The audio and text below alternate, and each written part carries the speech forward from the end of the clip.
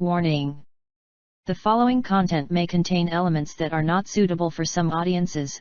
Viewer discretion is advised. Hello, ladies and gentlemen. This is Hanshaw. Welcome to the Word of Truth broadcast. Today we're going to look how the LGBTQ homosexual community or movement or agenda infiltrated and hijacked the modern day church. This is a video that you definitely don't want to miss. Let's get into it.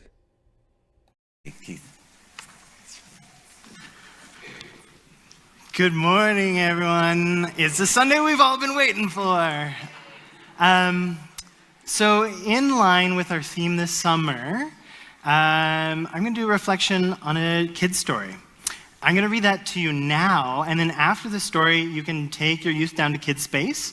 And then, we'll have a celebration in the streets later. So this will be a little bit shorter service, but we're going to continue the service with communion in the streets.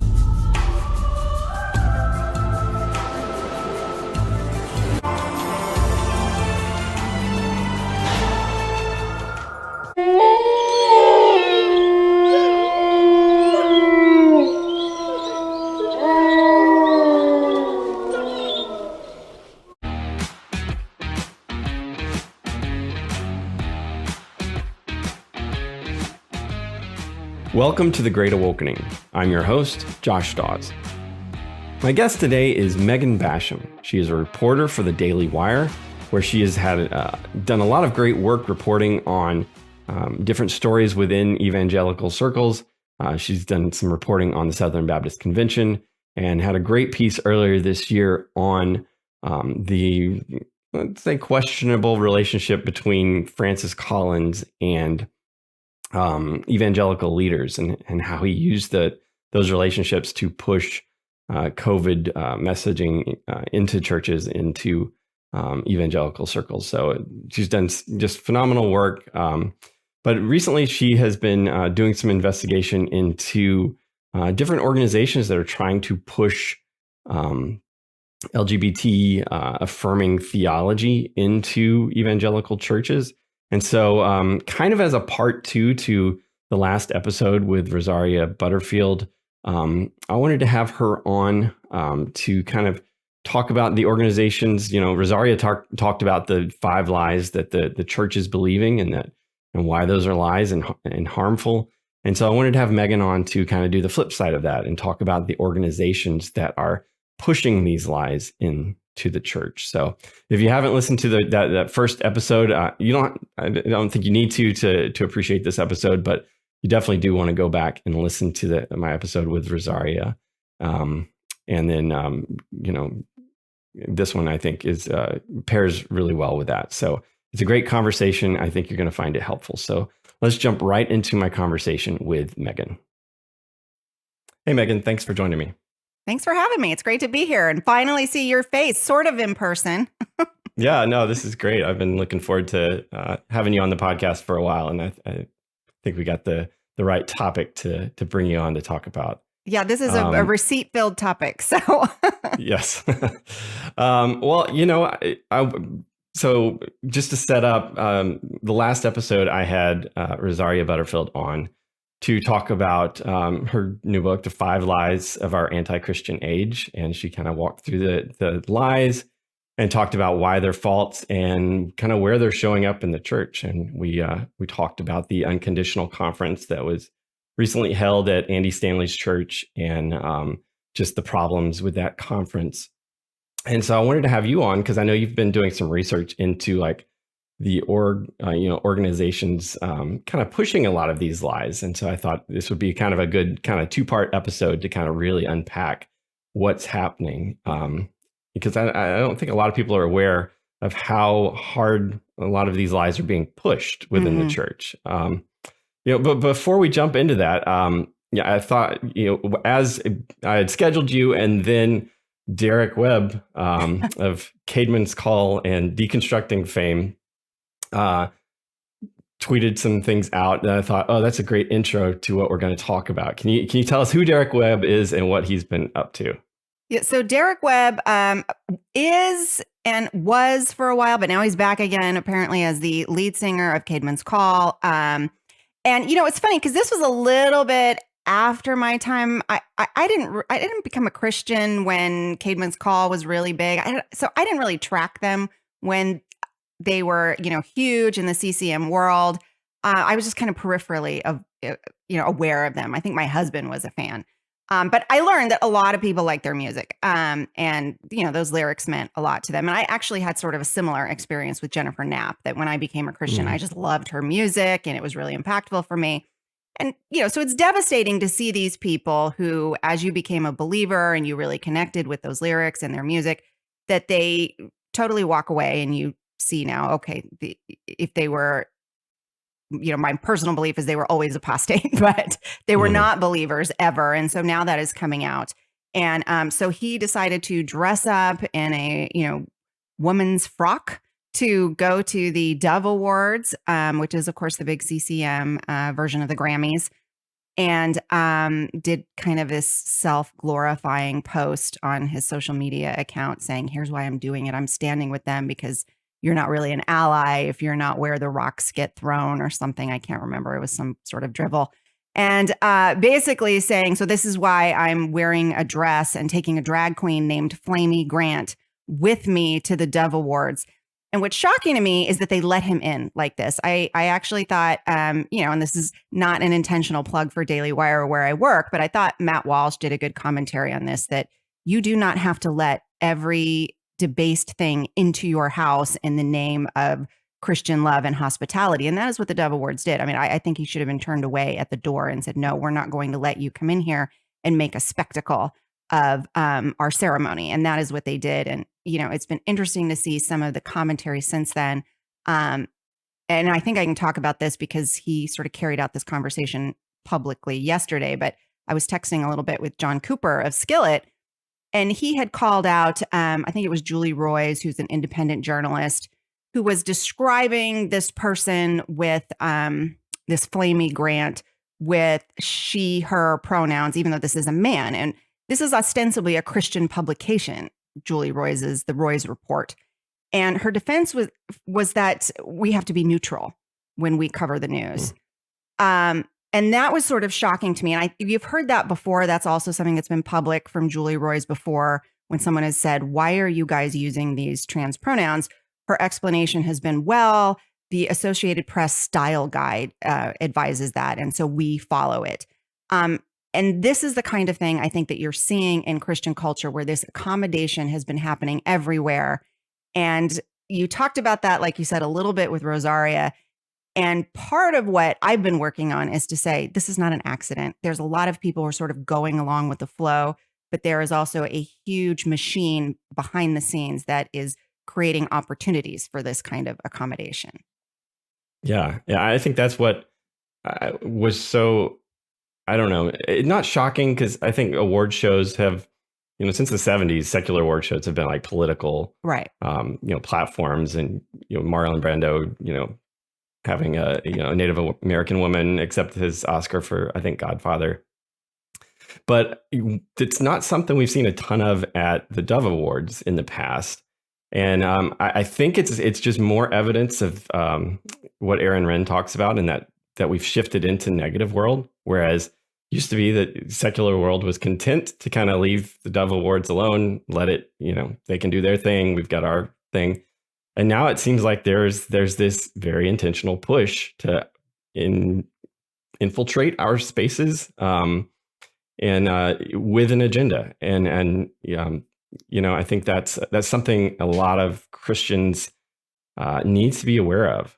So what can you talk about the research you've done into this? Yeah, and really quick, I just want to add too, for maybe some of your older listeners or for people who didn't really track CCM either, it's easy to go, okay, so Caedmon's Call, it's some kind of, a slightly more alternative, or maybe, I don't know if edgy is the right word, but they might have been considered a more sort of hip alternative Christian band versus Amy Grant. And you're like, ironically, this drag queen was named Flamey Grant, but you want to make the point that this is not fringe now in contemporary Christian music. Amy Grant now is also affirming. She hosted her niece's same-sex same-sex wedding at her home and has made it very clear that, well, I just believe that, Jesus commands us to love, and so I'm loving.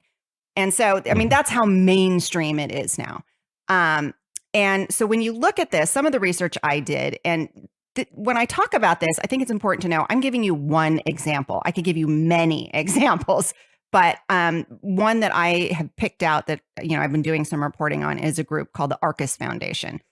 And again, as I'm talking about it, keep in mind, this is not the only one. There's a lot of examples like this. So starting back in about 2000, John Stryker, he's the gay son of a billionaire founder of this medical supply company.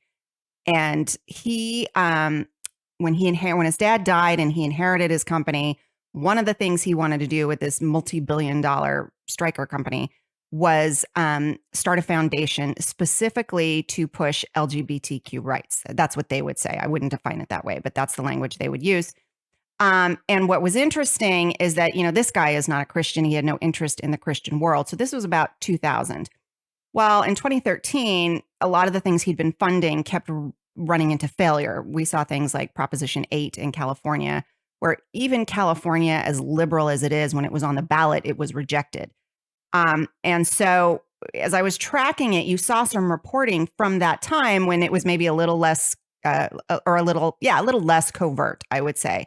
So in 2013, a philanthropy magazine, which again is another secular publication, said the Stryker Foundation, the Arcus Foundation and John Stryker have realized that they keep having problems getting these initiatives and, these agenda items across the finish line. And the reason is religious Americans. And so they were going to need to go to, the source of where this ideology was coming from, by which they meant Christianity and by which they meant churches. So starting in about 2015, they started funneling money into, at that time, I think his focus was heavily on the United Methodist Church. So if you look at just one organization associated with the United Methodist Church, it's called Reconciling Ministries Network. And if you read its aims, it is to train people at all levels of the UMC to go in and advocate, they would say, for full LGBTQ inclusion in the church. And he poured millions of dollars into that effort. And we can see how successful it was. I mean, we just saw a schism in the UMC right now. Obviously, there are a lot of global churches that are pulling away from that, but the American churches have largely been going away with that. And you're seeing a lot of Methodist churches going, what do we do? Are we going to depart from this? And a lot of them are, and they're associating with African churches now. And I'm not Methodist, so if you're Methodist and I'm screwing up the hierarchical organization of your church, I apologize. But here's the thing to know is that a lot of money went into this effort from a totally secular organization that was not Methodist, was not Christian, was just pouring money into this. And he did the same thing with Catholic organizations. And when you say this, again, these are not truly Orthodox Catholic, Orthodox Methodist. These are sort of these parachurch, quote unquote, ministries. And so then a few years ago, I started noticing that Arcus was pouring money into evangelical organizations as well. And it's funny as you watch how people have shifted. At first, they refuse to be pinned down on where they stand. And then I think there comes a tipping point with somebody like a David Gushee, where they're going to put a shine of respectability, of intellectual and biblical respectability on this view. And those are the guys that are getting funded, and their organizations are getting funded by this. So I think I need to check my notes, but I want to say it was around maybe 2016, a guy named Matthew Vines, who was a Harvard dropout, had a video go viral where he made the argument that, hey, I grew up as an evangelical in conservative evangelical churches, and I think their theology is wrong, that homosexuality is not a sin, that the verses that condemn homosexuality and say that it is immoral, those were referring to rape or orgies. It's not referring to loving relationships between two people of the same sex who are committed to one another. And so at that point, the Arcus Foundation started putting a lot of money into his project, which is called the Reformation Project. And if you go on their website, they are very out and proud about what their purpose is. And their purpose is, they say, to come into conservative, evangelical organizations and churches and transform their theology on sexuality, marriage, and gender. So they really don't hide that at all. And I'll let you ask me another question before I go into the next part. But what they do is they then partner with less overt groups like Embracing the Journey, which has been connected with Andy Stanley's church and this big conference that he just put on. So you kind of have to see that the flow of money goes from a huge secular foundation to an openly affirming organization that says we're evangelical, but we're openly affirming. And then it goes to this covert, we're not really sure what this group is. And they have them in as speakers, they partner with them, they promote them. And then those groups go into names you know and recognize and feel comfortable with, like North Point Church, like Saddleback Church. So that's kind of how this all moves into the church. Yeah, and I think that's the connection that I don't think it's a surprise that there are groups that are openly, promoting this new affirming theology. We've seen that over the years, and you see, big departures from, either deconstructions or kind of completely walking a gin hat maker. That kind of stuff is not surprising. I think what is hard for people to swallow, hard for people to understand, is that those covert organizations, that this is not that aren't wearing that agenda on their sleeve, but have those connections. Can you unpack that? I want to offer you a book I wrote called Understanding Christian Apologetics, a Comprehensive Guide. Why do I expose false teachers, false prophets, and heretics on my YouTube channel? Am I a gossip? Am I a slanderer? Do I bring division to the body of Christ? Why do I do this? This book, Understanding Christian Apologetics, goes into a deep, thorough analysis of why I do what I do. What is the ministry of discernment, understanding Christian apologetics? This is an ebook. It's free of charge, no cost to you. Order your copy today. Now let's get back into the program. Hello, I want to make you aware of an e-newsletter through your email that I send out every month. If you would like to subscribe to my email newsletter, please email me at pastorvonhanshaw@gmail.com. I go over in detail a lot of these videos that I produce about these false teachers and false prophets and these wolves in sheep's clothing. I go into detail into the backstory, a lot of these information, a lot of these guys who they're connected with, more in depth on their false teaching, their lifestyle, and much more in this monthly newsletter. Again, if you would like to subscribe, email me, pastorvonhanshaw@gmail.com, and I will get you signed up. It's free of charge. I look forward to hearing from you today. Let's get back into the program. Well, yeah, and that's what's been interesting to me is to go, sometimes when you talk about this stuff, people who, are just average people in the pews, they know Rick Warren. They like Saddleback. They trust these organizations. They certainly trust, Andy Stanley, that's the son of Charles Stanley. So I think it got to such a tipping point that suddenly by the time people wake up and recognize it, it has gone so far down the road that it's astonishing to them to find out who some of these people are that are involved with these churches and these ministries.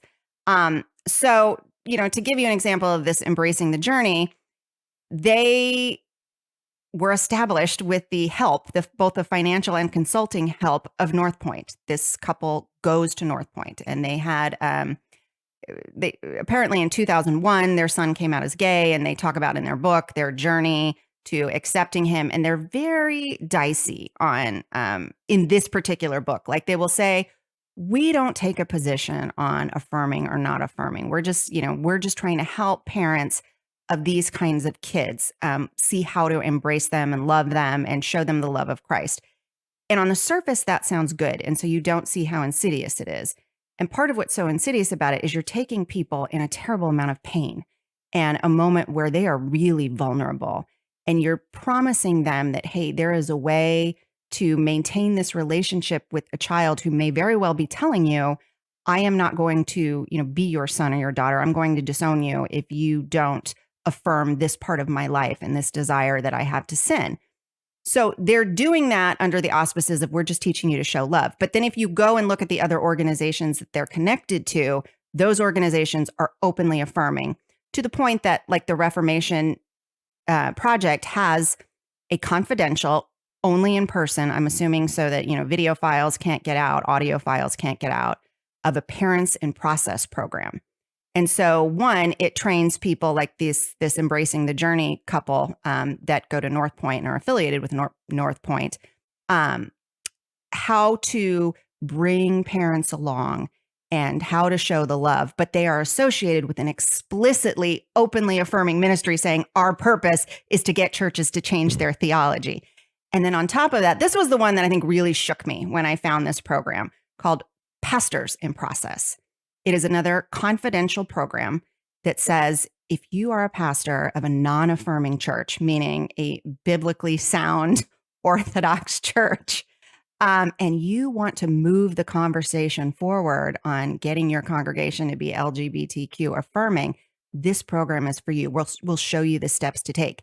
And so they do this all confidentially. So when you ask about these things, your Andy Stanleys or your Rick Warrens won't answer these questions. And just to dive a little bit into what happened with Saddleback, they also had some of these Reformation Project partners working, one as a pastor at Saddleback, two ministry leaders were starting these Embracing the Journey. There's two, I'm not sure what the difference is, but I think they said 3 small groups, 1 Bible study. So I don't know what the difference is as far as what was a small group and what was a Bible study, but they had at least multiple groups going on there. And when it came out, Saddleback just took it all down. And so there's been no explanation of, well, gosh, how did these people get into your church? Is this pastor still on staff? Are you still allowing these 2 openly affirming ministry leaders to conduct Bible studies? What's happening there? So there's this secrecy about it. So I don't know if that answers your question, but basically they come in by preying on people in very vulnerable moments. And I think you could also say that they do that with young people too, with youth, maybe in their 20s and their teens. They will say, we are not going to take a position on this because we want to love them. So we're not going to, teach traditional biblical sexuality. We're just going to teach them that we love them, that God loves them, and we're going to show them hospitality. And it's funny because their language, and my language is sounding vague because when you read it, it is extremely vague. Like, what do they believe? So this plausible deniability is always there. And they will say things like, basically, Jesus's highest command is to love. So we're just really focusing on that. Yeah. Well, and that kind of gets back to how I think a lot of this came to light. I think it was Ryan Visconti. Yes. Apologies if I'm not saying your name right, Ryan. But he, I think it was earlier this year, released a thread about what had been going on with Andy Stanley, and included some clips from I think last year's Drive conference, where Andy talks about how to nudge your church in a direction. You don't want to just blow it up, by making a big announcement. And he wasn't even talking about, this particular issue. He was just talking in general about how you move your church in a direction that it may not be ready to move. And then so Ryan was kind of connecting the dots and, revealed some personal conversations, things with Andy that were very concerning. And it just looks like that's obviously the playbook that is being run there, that they're these baby steps to getting, moving the in in that direction. And one of the things that was really troubling to me was in reading Debbie Causey's book, which she's the head of the care ministries at North Point. who also had a son come out as gay. In that, she talks, and again, in real cagey language that doesn't, isn't very specific. It's so hard to pin down. I know. It's so hard to pin down. But in that, she actually says that she prays for church leaders to have children to come out, because that is the thing that most moves the needle towards acceptance. And that was just like heartbreaking. You're just to think that this is the head of care ministry. So when you have those struggles in your family, if you have a child who is dealing with gender dysphoria or anything, this is who you're bringing them to. And just the advice that they're getting to affirm, to use the pronouns. And it's so, because it's care, it's all done so secretly and so behind closed doors. Because if we revealed, our position to the wider church, then obviously there's going to be some pushback. Well, and I think to me, that's what's so fascinating is that it probably takes some time, as they are funding different organizations and people are coming in with different lines of attack, that there definitely seems to have been a very effective road here in preying on parents who are in pain over children. I mean, these are Christian parents these kids oftentimes grew up in Christian homes. So you can imagine how difficult it is for these parents to be going through this situation. And so certainly you want to offer ministries and you want to offer counseling and help to help them walk through it. But these are the people who are the wolves who have figured out like, oh, these are some lame sheep. These are sheep who are struggling. They are in pain. They are easy to pick off. Mm-hmm. And so to me, that is what we're seeing happening here. And, when you go and look at all these personalities, the Habels, who were the couple at Saddleback, I mean, they're very open saying that we're looking for conservative parents to change their mind. And I think the thinking is that if you get to these conservative parents and they put the pressure on the pastors or other people in their churches, then that is what, like you said, baby steps shifts the church in that direction. So there has been a very deliberate effort to target that group specifically. And that just breaks my heart because, one, I can't imagine the pain of being in that situation. I know parents who have been. And you look at, passages of scripture where you go, I never really understood what Jesus meant when he said, you may have to leave father, mother, child to follow me. How painful that would be. And I think we may be a generation, the first time in many years where we see this in a very visceral way, that in the West, in the United States, that I may have to be willing to be disowned by my child to continue to follow. And so these are the people who are saying, oh, no, you don't have to do that. You can still love your child. You can affirm their sin, or even just say, let's agree to disagree. Because I think that's another tactic that you will see both the Embracing the Journey group use. You will see Reformation Project doesn't do that. Reformation Project will straight up say, you have to be affirming to be a biblical church. Mm-hmm. Which, by the way, do you think they're going to partner with an Embracing the Journey if they're not on board with their aims? They're not. They're only going to choose to partner with people who are helping further their aims. But yeah, so Embracing the Journey will very much say like, well, we are not going to draw a line in the sand on this. Churches can agree to disagree. But when you read their book, they talk about affirming quote unquote pastors and teachers as true Christians. So, I mean, their position is clear, even if they're like, we're not openly saying we're LGBTQ affirming, but we're going to tell you that all of these pastors that say that they are sound pastors and you should go to them for resources. And all of the books we're going to recommend are all LGBTQ affirming. So they're steering people toward that material. And so that's kind of how this process is working too. One more thing about this. What's funny is then when these pastors get asked, and you have seen this with Andy Stanley, they will avoid answering the question. And I read this phenomenal interview in May with a British journalist interviewing Rick Warren. And he did eventually say that same-sex relationships are not God's best. But she had to come at him 4 different times to get him to answer the question, should a church split over this issue of blessing same-sex unions? And I'm telling you, 4 times she had to ask him and he wouldn't answer. this should be a no-brainer. This should be a very easy question. And not only that, but he was very reticent to say, and in fact, he never did in the interview say homosexuality, yes, it is sin.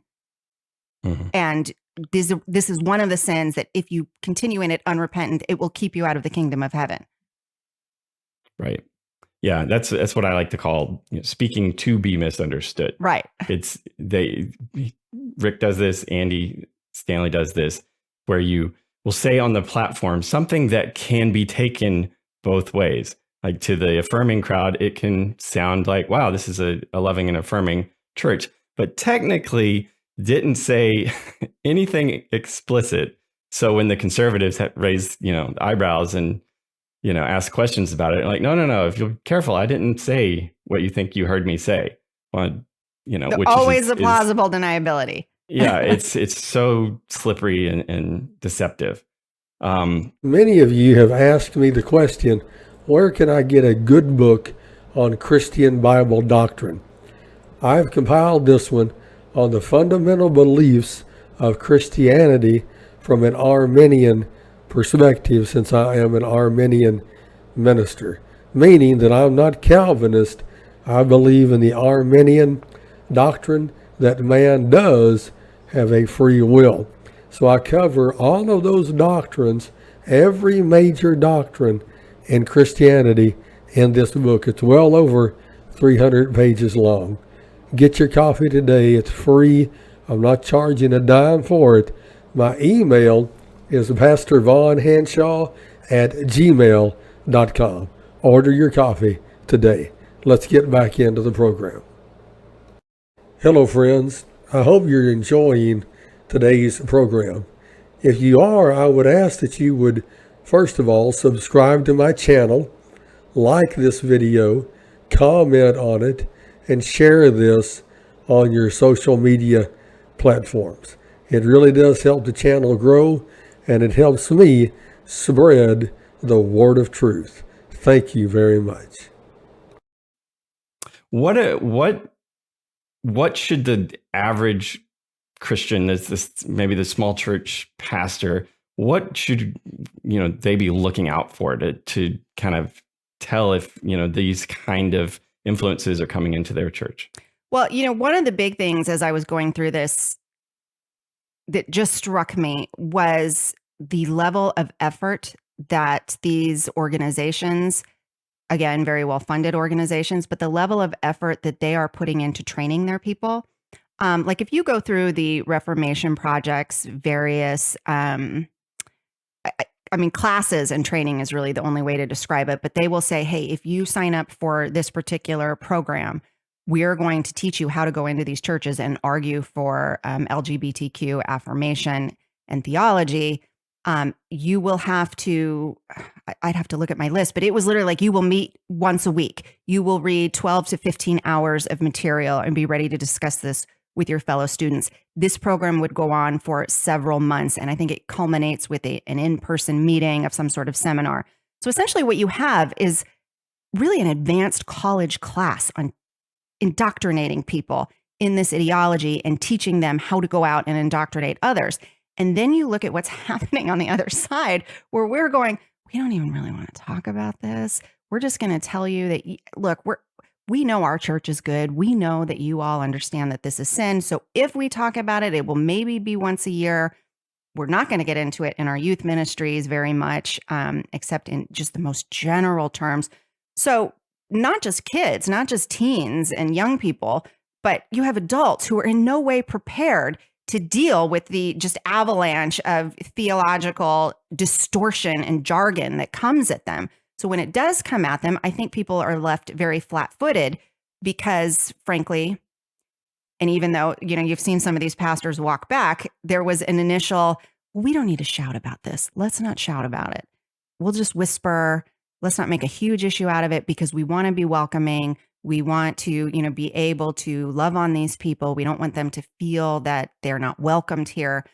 So they're not talking about it. In the meantime, you've got an army of people going through college level courses to come into your churches and advocate for it. So, that's a big thing that I would tell pastors that I'm like, look, you may have wanted to avoid this subject. You cannot avoid it any longer. It is coming to your church, no matter how conservative or close-knit or solid you think it is, they're coming to your church. And I would say watch for, in particular, these ministries that are being put in place to minister to parents of these kids, because that is where I've just seen a lot of push. Yeah. And again, I think in youth ministries as well, I've also seen a lot of people say, we were shocked to find out that some of these youth leaders that we didn't vet very well because they don't want to ask specific, potentially offensive questions. They don't want to seem like they're culture warriors, so they don't ask. And then they're a little shocked to find out that the kids that, when they get together on Wednesday night, the youth leaders who are 20-something college kids themselves are inculcating these kids in this, and nobody's challenging it. And they didn't even know what was going on. So by the time the parents hear about it, these kids are well down the road of arguing with their parents going, no, you guys just don't really understand the theology. You don't understand that the Greek was misinterpreted there, or that that's not what Paul was talking about. So again, the parents are caught totally flat-footed by the time that this hits them. Yeah, and that's what part of the stuff that came out about Andy earlier this year was a clip where he was talking about how his gay LGBT volunteers were the best volunteers. They were the ones you could count on. They're going to show up. They're going to be excited to be there. And in my exchanges with Andy, I told him, like, Andy, they are there. It's very intentional for them to be there and to be seen. That's what infiltrators do. Right. I'm sure there's some people who are deceived, and, I don't, want to throw everyone into the, espionage bucket, but there are people that are very intentional about being seen, being out in front, because that normalizes it. And as long as you have a church where you've decided we're just going to agree to disagree, this is something that faithful Christians can disagree over, you're setting up, you're priming the pump for people to move in that direction because it's easier. Right. It's just easier to believe that. And so if your kid comes out, or you're struggling and you're trying to be celibate and fight this indwelling sin pattern, and there's this other group in your church that is fully embracing it, well, after a while, that just wears you down. And you're like, you know what? That's an easier life. I want that. Right. Or not talking about it. Yeah. Yeah. And so it's so I don't know, insidious. Yes. And I do think, you want to be careful to go, look, yes, these things are going on behind the scenes, but once these dominoes start falling, it's not like you're like out on the street, like Tammany Hall, handing out paychecks to people as they go into church. Hey, push this as you walk in. That doesn't necessarily, you already have the cultural movement going that way. And yes, you have these organizations also doing that. So I think you have a lot of fronts happening at once. You have people who are just drifting with the culture. You have people who may or may not have known that they've come across people who, were deliberately trained to do this. And so there's a lot of things happening at once. And, part of what bothered me, you brought up the Ryan Visconti explosive thread. And I admire him so much for doing that because nobody else was willing to talk about it. It had been whispered about with North Point and Stanley. He kind of came out and said, look, I had this conversation. I was there with multiple other people.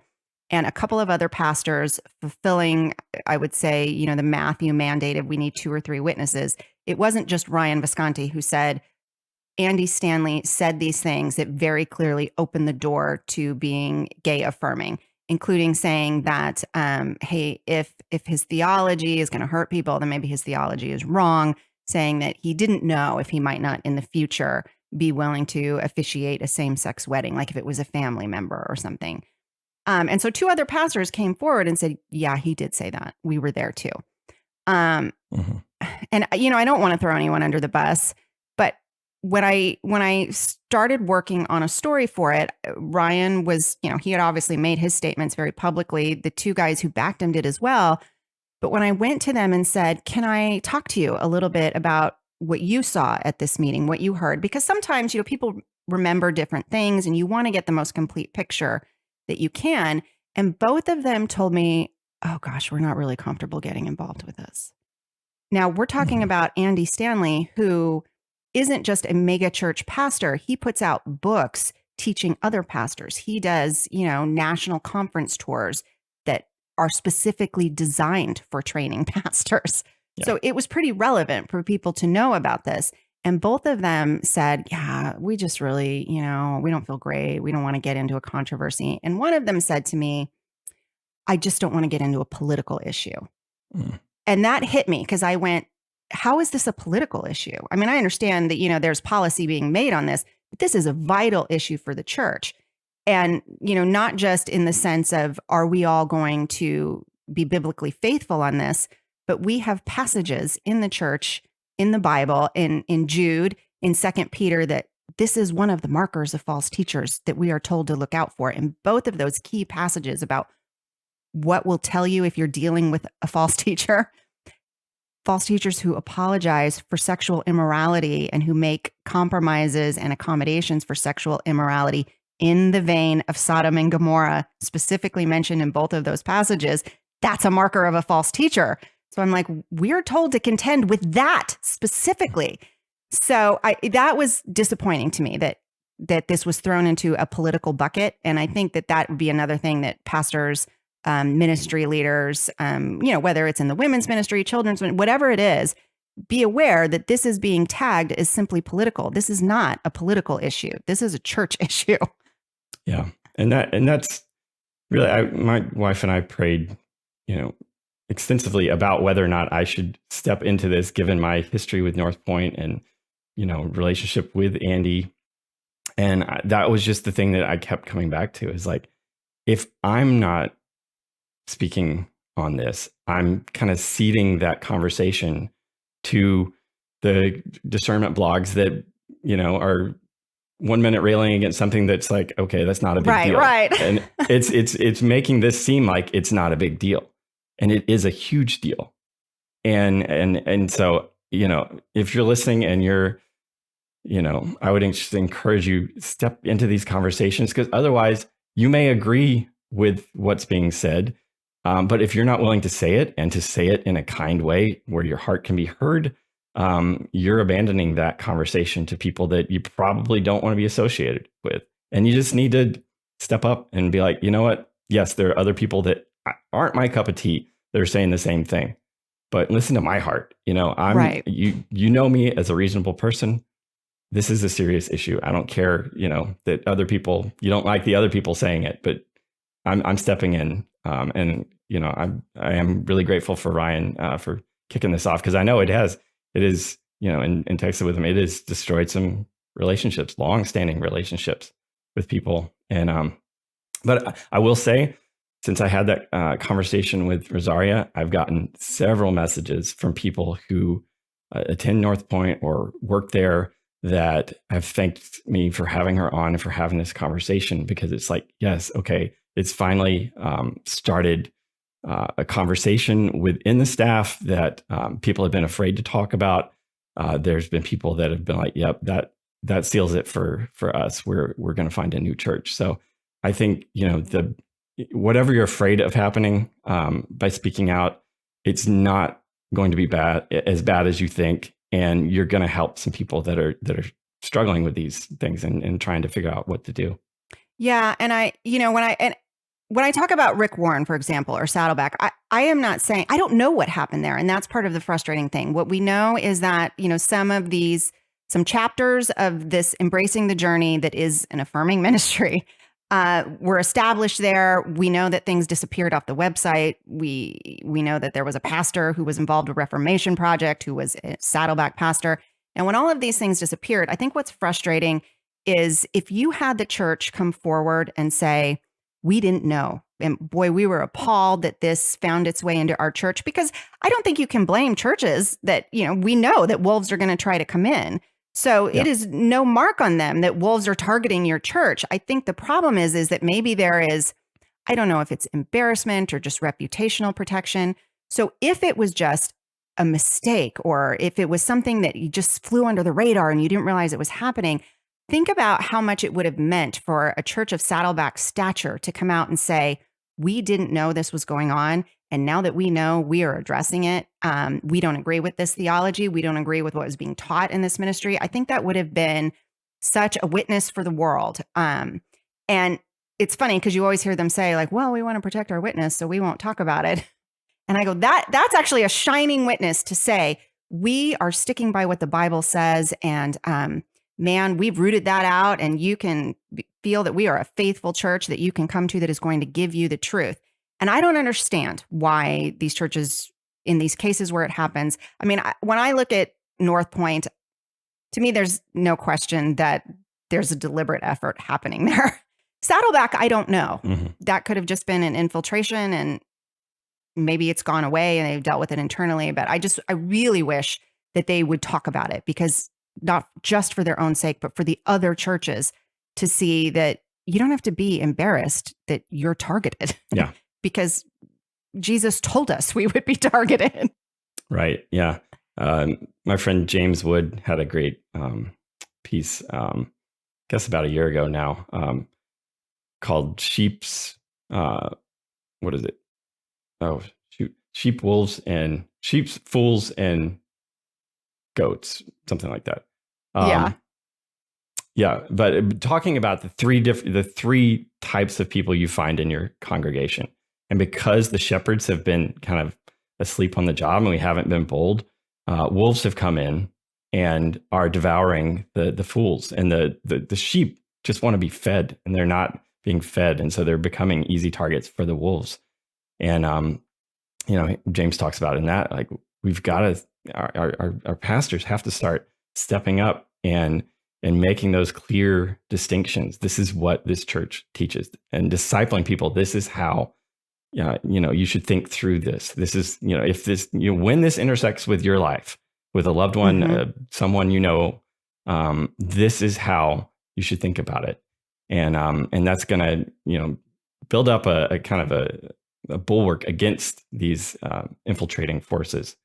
I want to make you aware of an ebook that I have wrote, Von Hanshaw, Commentary on Cults. This is a book where I describe the characteristics of cults, cult leaders, the major cults that most of us are aware about, and dozens of cults that most of us have never heard of. And is your church a cult, or is it leaning toward becoming a cult? This is a book that you definitely need in your ebook library. It's free of charge. Order your copy today. My email address is pastorvonhanshaw@gmail.com. Order your copy today. Let's get back into the program. I want to make you aware of a book I have completed, a summary of each book in the Bible. It's an ebook. It's free of charge. And what I've done, I've went through each book of the Bible, give a detailed summary, the key points, a basic outline of each book, the author if it's known, the date of the writing, all the information that you need at your fingertips on every book in the Bible. It's a great resource for your theological Christian library. Order your free copy today. My email address is pastorvonhanshaw@gmail.com. Let's get back into the program. Yeah. I don't know. I mean, we didn't even really get into revoice, and I think Rosaria covered some of that, but I would say that a lot of this is also reflected in, what I've covered here is somewhat Southern Baptist, non-denominational, but if you look at the PCA, they have been dealing with it in a different front. You had these voices that came forward and said, we seek to be faithful with our sexuality, but we want to identify as gay Christians. And again, when you dug down into the specificity of what that meant, some of these books that were being recommended by very large pastors, well-known theologians, D.A. Carson, the Gospel Coalition, were recommending things from like Gregory Johnson. And then you go read some of Johnson's work, and he advocates for things like saying, I'm thinking it's Johnson. I need to check my chapter that I've been working on this. But there were a number of voices saying, well, we will have these spiritual friendships that are basically celibate marriages. But so everything that a marriage is, except that we don't have sex. And that includes up to literally, they will say, it could include cuddling, holding hands, being affectionate. And so people don't want to ask questions about, well, what does that specifically mean? That, what is a spiritual friendship thing that you're asking, or you're describing, or you're advocating? And so I think a big message for this too is, in your desire to show how loving you are, don't rush to sign on to things until you're very clear about what they are. And then also, once you're clear that it is not something that is biblical, that you should have signed on to, don't be afraid to take your name off of it and say, hey, here's where I screwed up. We've seen Rosario do that. We've seen Beckett Cook. Beckett Cook, yes. So Beckett Cook took his name off, I think it was Gregory Johnson's book, saying, I cannot endorse this anymore. And yet you have not seen some of these, very big pastoral theological voices do the same thing. And I really wish they would have. And I think for the same thing, like we saw with Saddleback, maybe there's an embarrassment there and they just kind of want it to go away. And I just think it'd be so much better if they said, man, I screwed up there. I didn't really hear the warning bells that some people were sounding, and I should have. And, now that I see the fruit that this has borne and where this has gone down the track, and maybe Craig Johnson or some of these other people, Grant Hartley, have been a little clearer about what they meant by some of these terms, I can no longer endorse that. I really think it would have been great if they would have done some things like that. And then maybe my last big point would be, I see so much emotional manipulation and guilting around this issue. There's a constant drumbeat of, well, the way the church has hurt LGBT people, we have to now really go out of our way to show how loving they are. And I'm not discounting that people have been hurt, and I'm not discounting that every effort to address same-sex desires and gender dysphoria has always been gone honoring or not hurtful. But I also think that this is used as a cudgel to try to find a way to allow this stuff into the church. And I think you saw that with Revoice. You saw, well, you hurt us, and so now to make up for the pain that you caused us, you have to start allowing these unbiblical ideas into your church, because that will show that you care for us and don't want to harm us anymore. Yeah. So, again and again, I just see people sort of falling for that emotional manipulation. And that's where the wisest serpents, innocent as doves. I'm like, don't forget the wisest serpents part. When you're being gaslit, acknowledge it, or say, yeah, I feel terrible that you were hurt in these past ways.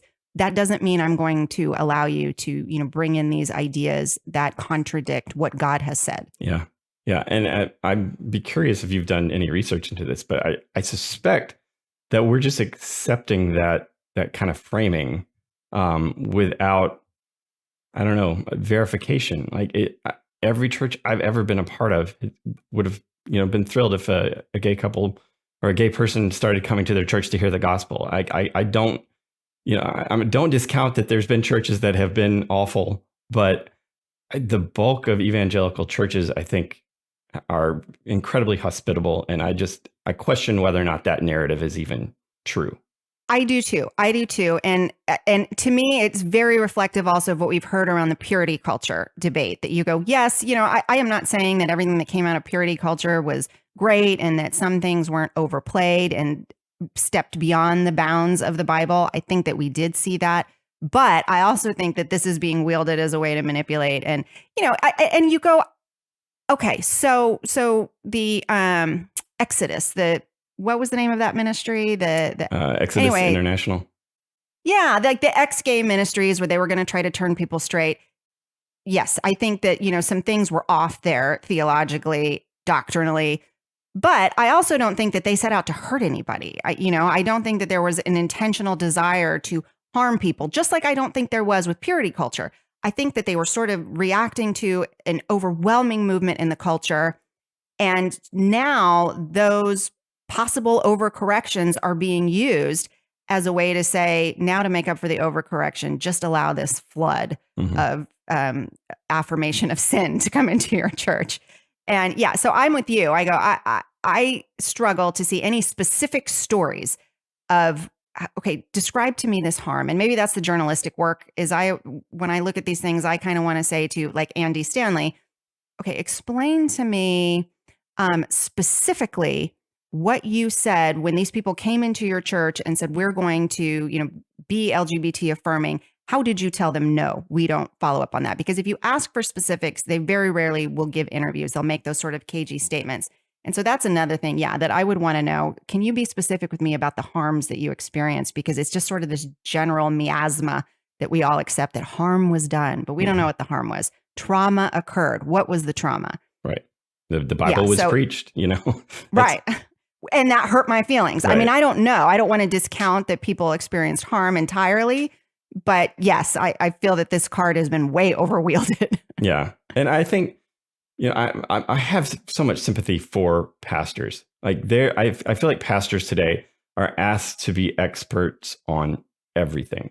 And so we've kind of, we kind of look to our pastors to, give me an answer. How should I think about this? And so pastors, they can't be experts at everything. And so I think these parachurch organizations like TGC and others, Desiring God, while they do good work, they become kind of this, I don't know, kind of off the shelf. Here's your position. And so pastors just kind of reach for that and like, oh, okay, yeah, here, this is what. And so this whole breakdown of not vetting and like, yeah, that ministry sounds good. That's slapping an endorsement on it. It has so many like downstream effects as pastors like that trust these organizations. Like, yeah, well, TGC endorsed it, so it must be fine. And there's just not any investigation to see like what they actually teach. And I think we've got to become much more, just rigorous in what we are allowing into our churches. Yeah, absolutely agree with. And I think that's how Revoice happened. Is I think you had a lot of people go, well, these very trusted voices are good with it, so I think it's fine. Yeah, and we've got to get better about. Like it or not, you have to apply wisdom. If a homosexual couple shows up at your church, it could very well be that they are seeking God and you want to welcome them and, let them hear the gospel and treat them kindly the way that Rosaria, that Kent or Ken Smith did for Rosaria. Yeah. But you also have to apply wisdom because it could be very well that a homosexual couple shows up at your church with their little trans child in order to kind of force the issue so that they can bring a lawsuit or whatever. And so, like it or not, you have to apply wisdom. There is no like one size fits all solution to this. Well, and it's funny because you look at the Christ model in the Bible and you go, sometimes he said things right off the bat to sort of challenge you. Are you seeking?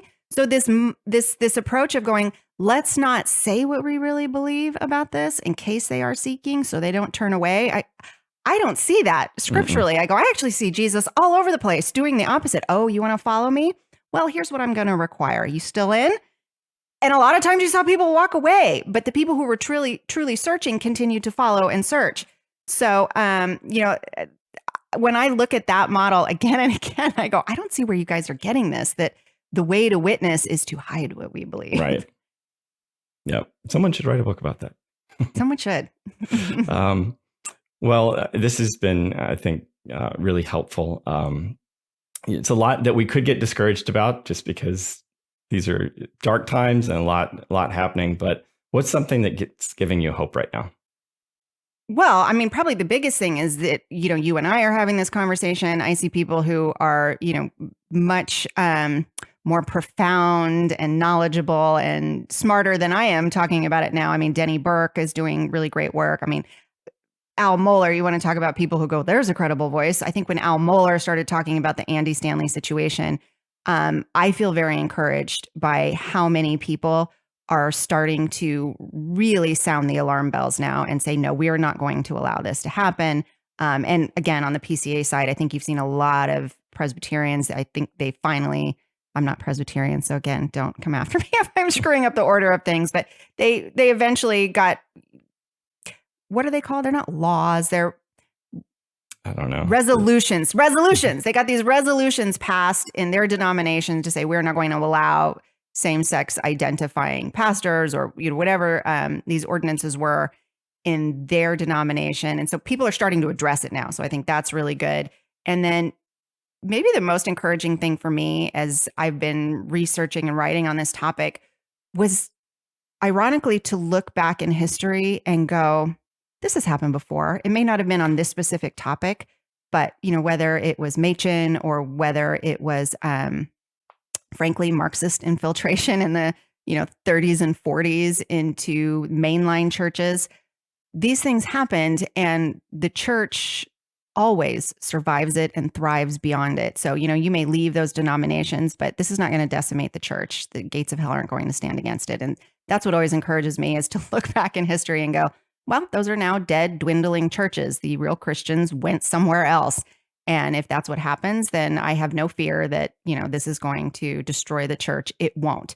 And so I just encourage people, man, look back at the history, look back at even the 40s and 30s, 40s and 50s, watching what the communists attempted to do with mainline churches, and how, it destroyed those denominations, but new great denominations came out of them. Yep, absolutely. That's awesome. Well, where can people find your work? Daily Wire, of course. I'm on Morning Wire several times a week. You can always find me on Twitter. I'm on Twitter way too much at Meg Basham. So Morning Wire, Daily Wire, Meg Basham, hopefully a book coming out soon. So I'll keep everyone posted on that. And that will conclude today's program. 1 Peter 4:17 says that judgment begins at the house of God. We are seeing many big-time preachers fall into one scandal after another. Now we're seeing the absolute infiltration, and I call it the hijacking, of the homosexual community into the modern day church. I see all of this as a form of the judgment of God on the modern day backslidden, reprobate, apostate, lukewarm, compromising, carnal, satanic church. May God have mercy on the modern day church. Thank you for being with me on the Word of Truth broadcast.